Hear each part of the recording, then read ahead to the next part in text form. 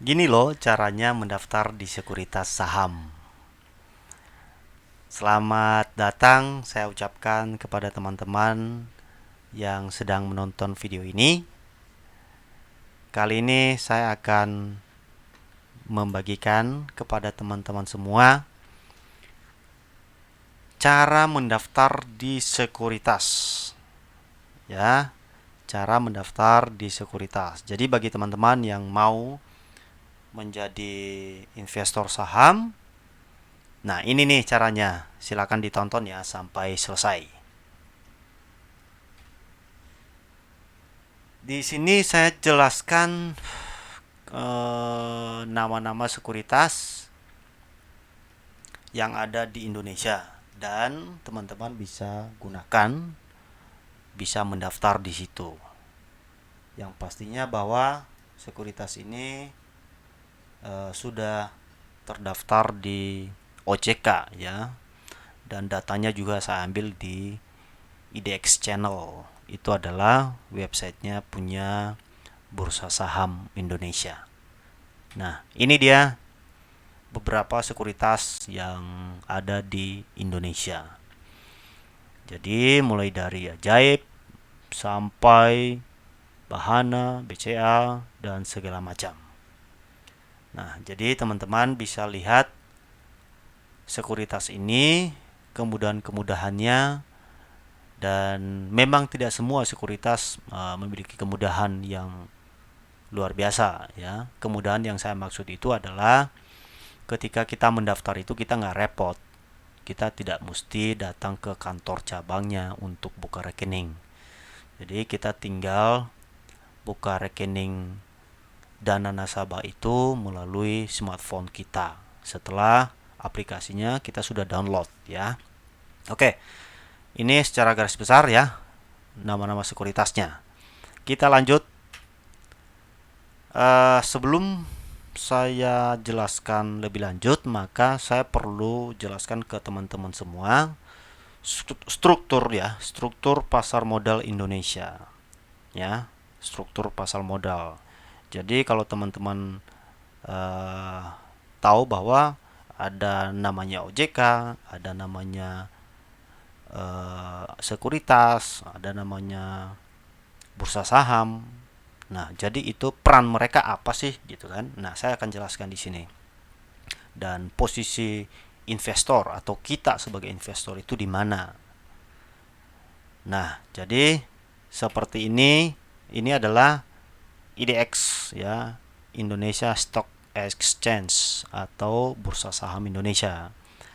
Jadi bursa saham ini dialah yang memfasilitasi perdagangan. Jadi kalau contohnya mall ya, mall. Ini adalah mallnya. Jadi mall tempat jual beli atau tempat yang menyediakan ya, atau lembaga yang menyediakan tempat untuk menjual barang. Itu analoginya ya. Nah, beda di pasar modal ada yang namanya otoritas jasa keuangan. Nah, jadi otoritas jasa keuangan ini sebagai regulator dan pengawas. Nah, jadi dia berfungsi itu adalah mengawasi, termasuk yang sekuritas ya, dia awasi itu. Jadi semua sekuritas harus memiliki izin dari OJK. Jadi teman-teman juga harus hati-hati untuk melihat atau mendaftar di sekuritas itu, harus lihat dia sudah terdaftar di OJK apa belum. Nah, itu sangat penting ya. Karena sekarang itu sudah banyak lembaga-lembaga keuangan yang bodong ya, yang bodong, dan sangat perlu kita mengetahui sekuritas itu sudah dapat izin dari OJK apa belum. Oke, lanjut. Itulah salah satu yang ada ya, yang ada di bursa saham. Jadi di situ ada OJK. Kemudian ada namanya PT Clearing Penjamin Efek Indonesia atau KPEI. Jadi fungsinya adalah sebagai lembaga clearing dan penjamin penyelesaian transaksi. Oke ya, dari penjelasannya sudah kita pahami bahwa ini adalah lembaga clearing. Ya, clearing itu biasa kita dengar di perbankan ya, atau transfer uang dari bank ke bank. Nah, itu dia. Jadi ketika ada transaksi jual beli saham, dialah lembaga yang menjamin bahwa transaksi itu terlaksana. Ada satu lagi yang namanya KSEI atau PT Kustodian Sentral Efek Indonesia. Nah, jadi teman-teman, KSEI ini adalah bank kustodian. Jadi dia adalah lembaga penyimpanan dan penyelesaian transaksi. Jadi artinya bahwa dana yang kita setorkan itu untuk beli saham, dia yang menjamin. Ya. Jadi sebenarnya uang yang kita setorkan itu untuk membeli saham itu bukan sekuritas yang megang, tapi yang megang itu adalah PT Kustodian Sentral Efek Indonesia. Jadi contoh, amit-amit gitu ya, sekuritas itu bermasalah. Nah, nggak apa-apa, duit kita itu tetap aman karena bukan dia yang megang atau bukan dia yang nyimpan duit kita itu. Ya, oke. Kemudian ada lagi yang namanya eh, produk pasar modal. Nah, inilah yang diperdagangkan di dalam bursa saham itu. Ya, inilah yang diperdagangkan. Ada saham, ada obligasi, ada ETF, dan ada derivatif. Nah, saham itu seperti yang teman-teman ketahui ya, saham dari perusahaan. Obligasi itu adalah surat utang, ya, bisa dari negara, bisa dari perusahaan juga. ETF itu adalah satu produk yang dibuat atau diramu oleh bursa saham. Ini adalah salah satu nama, saya kurang tahu apa kepanjangan ETF, tapi secara garis besar saya bisa memahami. Jadi contohnya ketika teman-teman mau beli produk ETF, ya, produk ETF, di ETF itu ada beberapa saham. Jadi contoh kita beli, analoginya begini deh, kita beli buah contohnya, satu keranjang. Ya. Nah, di dalam satu keranjang itu banyak buah. Ada apel, ada rambutan, ada durian, atau ada semangka. Nah, itu tergabung dalam satu keranjang.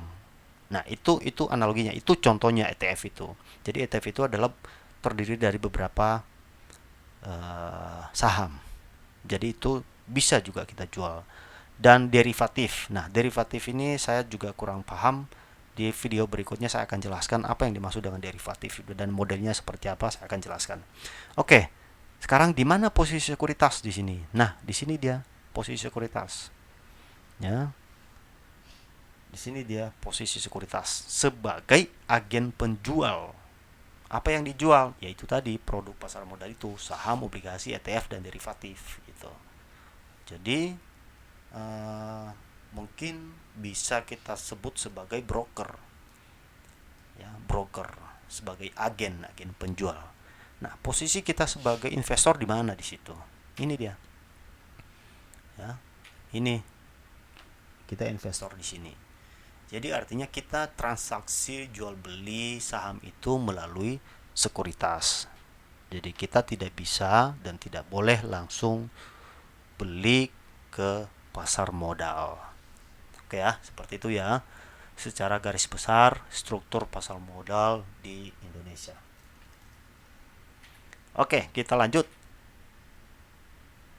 Sesuai judulnya tadi, cara mendaftar di sekuritas saham. Langkah pertamanya, siapkan dokumen pribadi. Ya, apa itu dokumen pribadi? Nih, KTP, kemudian NPWP, dan ketiganya adalah nomor rekening. Terserah rekening apa aja, ya, bebas, tidak mesti bank BCA seperti yang saya tampilkan ini, ya. Kemudian NPWP sebenarnya ini juga opsional. Kalau ada boleh, kalau tidak nggak masalah. Dan saya pikir juga sekuritas juga tidak mewajibkan ada NPWP. Itu langkah pertama. Langkah kedua, tentukan sekuritas yang diinginkan. Oke ya. Saya tampilkan lagi daftar-daftar sekuritas yang tadi saya sampaikan pertama, ya. Di sini banyak, ya. Tapi saya pilih salah satu. Saya pilih salah satu yang saya kenal, ya, yang saya kenal. Dan ini bukan endorse dan ini bukan dibayar, ya. Saya bukan dibayar untuk menjelaskan ini ke teman-teman. Tapi saya pikir ini yang saya pahami, yang saya mengerti. Kita ambil salah satu contoh, yaitu Indo Premier. Sekuritas Indo Premier. Oke, jadi di video ini saya akan contohkan gimana caranya mendaftar sebagai investor di sekuritas Indo Premier. Lanjut, langkah ke-3. Download aplikasi sekuritas. Ya, download aplikasi sekuritas. Nah, teman-teman bisa download di Play Store atau iOS bisa. Nah, jadi namanya itu adalah iPod, ya. iPod itu adalah aplikasi sekuritas Indo Premier. Kemudian setelah itu, setelah di-download maka akan muncul aplikasi seperti ini, ya. Setelah di-install di handphone teman-teman semuanya. Langkah berikutnya, oke, saya jelaskan bahwa nanti tampilannya itu adalah akan seperti ini. Tampilan pertama itu adalah sign in, ada juga registrasi. Jadi sign in itu adalah akses login untuk nasabah existing. Ya, jadi kalau teman-teman sudah mendaftar, ya udah sign in di situ. Nah, nanti kita akan registrasi di tulisan registrasi itu. Jadi akses untuk membuka rekening efek secara online bagi calon nasabah yang belum memiliki akun iPod. Oke, langkah berikutnya, langkah keempat, yaitu registrasi email dan nomor HP teman-teman semuanya. Oke, siapkan emailnya dan email pribadi, ya, email pribadi dan nomor handphone pribadi. Kemudian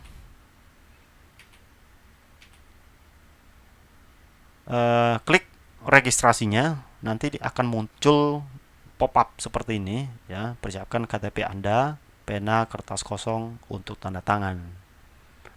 Oke, setelah itu langkah berikutnya, langkah kelima adalah isi kelengkapan data. Nah, nanti setelah teman-teman download dan sudah klik registrasinya, nanti di sini tampilan pertama itu ada email, ya. Ada email, kemudian nomor handphone. Ya, baru nanti klik lanjut.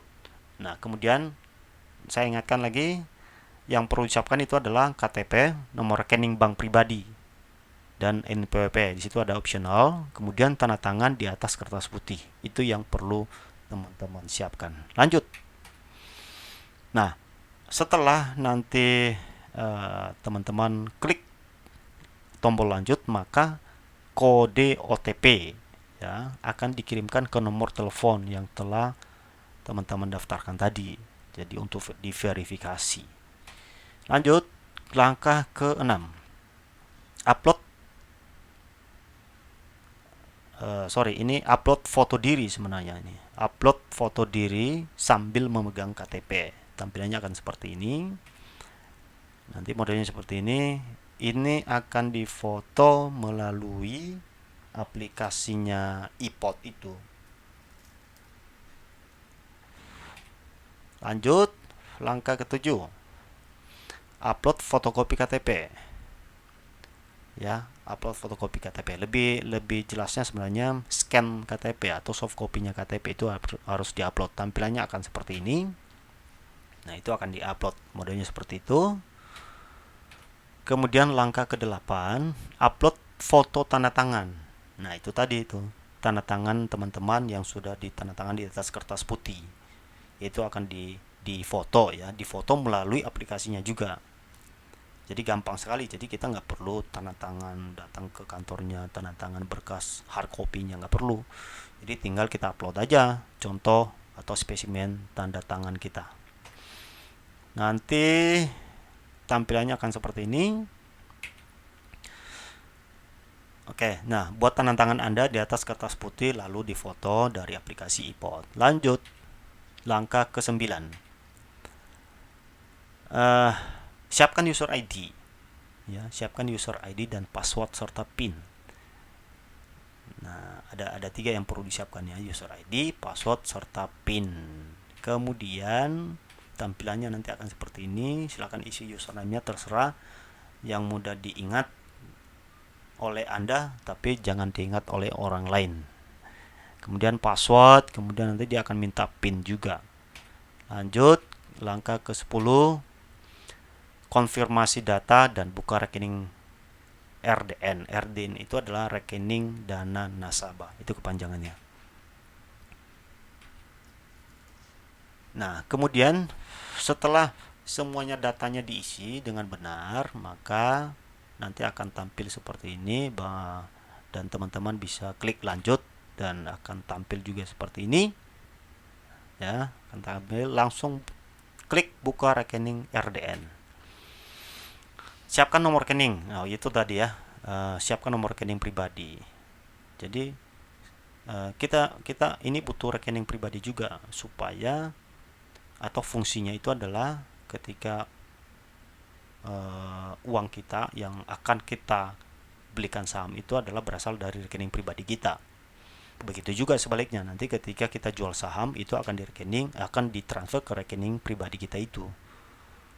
Ya, oke. Kemudian lanjut, langkah ke-11, cek email. Nah, setelah sudah selesai proses registrasi, sudah isi data segala macam dengan benar, maka itu teman-teman akan mendapatkan email balasan atau konfirmasi dari Sekuritas Indo Premier itu nanti. Nanti tampilannya akan seperti ini. Di situ akan ada tertulis namanya, nomor KTP-nya. Pastikan itu nomor KTP benar, nomor handphonenya juga benar, ya. Kemudian nanti akan ada email juga pembukaan iPod, akun sedang diproses. Jadi pembuatan RDN ini sebenarnya tidak bisa cepat ya, paling cepat itu 1 hari. Jadi kalau contohnya teman-teman daftar hari ini, maka besok itu udah selesai. Jadi besok udah bisa langsung isi saldo dan bisa transaksi jual beli saham. Nah, untuk informasi bahwa saldo yang dibutuhkan untuk mendaftar di Sekuritas Indo Premier ini adalah 0. Nah, itulah salah satu keunggulannya dia ya. Jadi kalau mau daftar ya kita tidak dipatok kita mau setor berapa dulu, enggak. Jadi 0 itu udah bisa langsung dibuka tuh RDN-nya atau rekening dana nasabahnya. Nah, seperti itu. Nah, kemudian lalu Anda hanya tinggal menunggu pihak iPod atau Indo Premier untuk menginformasikan RDN Anda. Seperti itu. Nah, langkah ke-12, rekening RDN jadi siap untuk transaksi. Oke ya. Nanti teman-teman akan mendapatkan email seperti ini yang menyatakan bahwa rekening dana nasabah teman-teman semuanya sudah jadi. Selamat, Anda telah mendaftar sebagai investor muda. Nah, seperti itulah langkah-langkahnya untuk menjadi investor di pasar saham. Sebagai informasi tambahan bahwa jika teman-teman mendaftar di Sekuritas Indo Premier ini, maka kalau teman-teman punya rekening bank BCA, sebaiknya lebih bagus. Kenapa? Karena ketika yang kita daftarkan itu atau rekening pribadi yang kita daftarkan itu bank BCA, maka dia secara otomatis akan mengarahkan rekening bank BCA, rekening dana nasabahnya juga nanti berupa atau dari bank BCA juga. Jadi aman. Amannya itu maksudnya tidak ada biaya transaksi ketika kita transfer atau dari RDN ke rekening kita, nggak ada potongan lah, itu intinya. Jadi lebih bagus. Oke, terima kasih video kali ini. Semoga video ini bisa membantu teman-teman yang ingin menjadi investor di pasar modal. Semoga sukses dan semoga bisa menjadi investor ulung dan investor sukses. Terima kasih. Silakan like video ini jika Anda suka, dan jangan lupa juga di subscribe, serta kalau berkenan silakan di share ke teman-teman yang lain. Terima kasih, sampai jumpa di video selanjutnya. Bye bye.